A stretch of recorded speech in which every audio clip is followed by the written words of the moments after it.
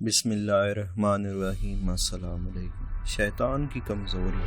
ایک بار رسول اکرم صلی اللہ علیہ وآلہ وسلم نے شیطان کو دیکھا کہ بہت کمزور لاغر نظر آ رہا ہے۔ آپ صلی اللہ علیہ وآلہ وسلم نے پوچھا، تیرا یہ حال کیوں ہو گیا ہے؟ شیطان نے کہا، اے رسول خدا، آپ صلی اللہ علیہ وآلہ وسلم کی امت کے 6 کاموں کے باعث میں پریشان ہوں۔ مجھے ان کاموں کے دیکھنے کی طاقت نہیں ہے اور میں ان کا متحمل نہیں ہوں۔ رسول اللہ نے جب پوچھا کہ وہ کون سے کام ہیں تو شیطان کہنے لگا، جب ایک دوسرے سے ملاقات کرتے ہیں تو سلام کرتے ہیں، ایک دوسرے سے مصافحہ کرتے ہیں، ہر کام کا ارادہ کرنے سے قبل انشاءاللہ کہتے ہیں، گناہ ہو جائے تو استغفار کرتے ہیں، آپ صلی اللہ علیہ وآلہ وسلم کا نام سنتے ہی صلوات پڑھتے ہیں، ہر کام کی ابتدا میں بسم اللہ الرحمن الرحیم کی تلاوت کرتے ہیں۔ رسول اللہ صلی اللہ علیہ وآلہ وسلم نے ارشاد فرمایا، ابلیس کا تخت پانی پر ہے، وہاں سے وہ اپنے لشکر روانہ کرتا ہے۔ اس کے نزدیک سب سے زیادہ پسندیدہ شیطان وہ ہوتا ہے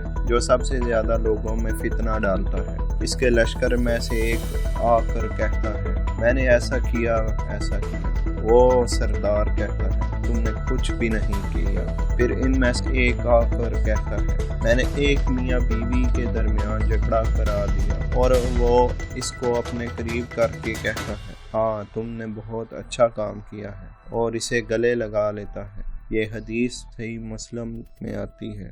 جب حضرت نوح علیہ السلام اپنے امتیوں کو لے کر کشتی میں بیٹھے تو انہیں کشتی میں ایک بوڑھا نظر آیا۔ اسے کوئی پہچانتا بھی نہیں تھا۔ آپ نے ہر چیز کا جوڑا جوڑا کشتی میں بٹھا دیا تھا، مگر وہ اکیلا تھا۔ لوگوں نے اسے پکڑ لیا۔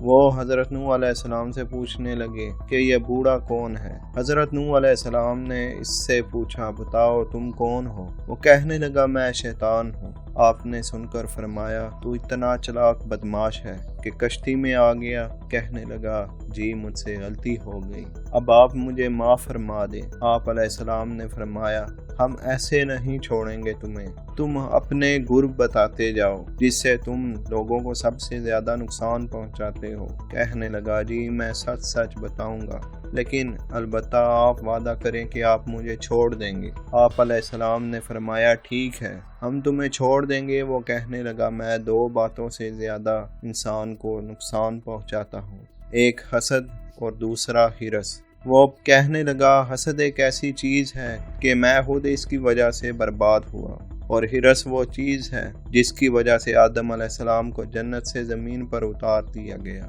اس لیے میں انہی 2 چیزوں کی وجہ سے انسانوں کو سب سے زیادہ نقصان پہنچاتا ہوں۔ اللہ ہم سب کو اپنی حفظ و امان میں رکھے اور شیطان لعین کے وار سے محفوظ رکھے۔ اگر ہماری ویڈیو پسند آئے آپ کو تو چینل کو فالو اور پیج کو فالو ضرور کریں۔ جزاک اللہ۔